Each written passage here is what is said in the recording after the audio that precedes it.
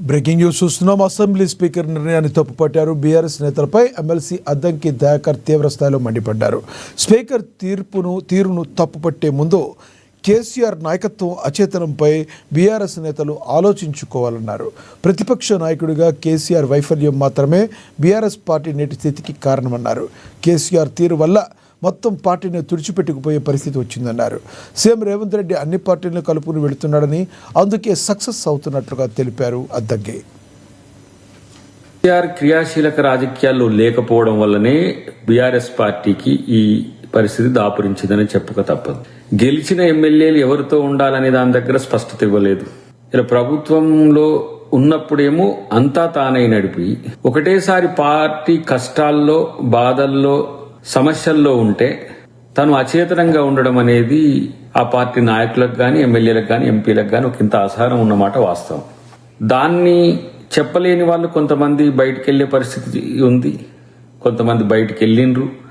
కాంగ్రెస్తోనే ఉన్నారా లేకపోతే ఇతరత్ర ఆలోచనలు ఉన్నారా అనే విషయం పక్కన పెడితే, ఇప్పుడు వాళ్లకు స్పీకర్ యొక్క పాత్ర మీద అనుమానం లేకపోతే స్పీకర్ యొక్క తీరు మీద అవమానం చేయడం అనేది ఒక రివాజ్గా పెట్టుకున్నప్పటికి కూడా స్పీకర్ నిర్ణయాన్ని మీరు ప్రశ్నించేటప్పుడు ఒక రాజకీయ పక్షంగా కేసీఆర్ నిర్ణయాన్ని కూడా మీరు ఆలోచించండి. మామూలుగా ప్రభుత్వం అంటే ఎవరు? ప్రభుత్వం అంటే ముఖ్యమంత్రితో కూడిన క్యాబినెట్, ప్రతిపక్ష నాయకుడు, ఎమ్మెల్యేలు, చీఫ్ సెక్రటరీతో కూడిన ఎగ్జిక్యూటివ్. ఇక్కడ ప్రతిపక్ష నాయకుడు మిస్సింగ్. రెండవది ఒక రాజకీయ పక్షం. ఒక రాజకీయ పక్షం అంటే అది జాతీయ పార్టీ అయితే జాతీయ అధ్యక్షుడు, రాష్ట్ర పార్టీ అయితే రాష్ట్రానికి అధ్యక్షుడు, ఒక పార్టీ అయితే ఆ పార్టీకి అధ్యక్షుడు ఉంటాడు.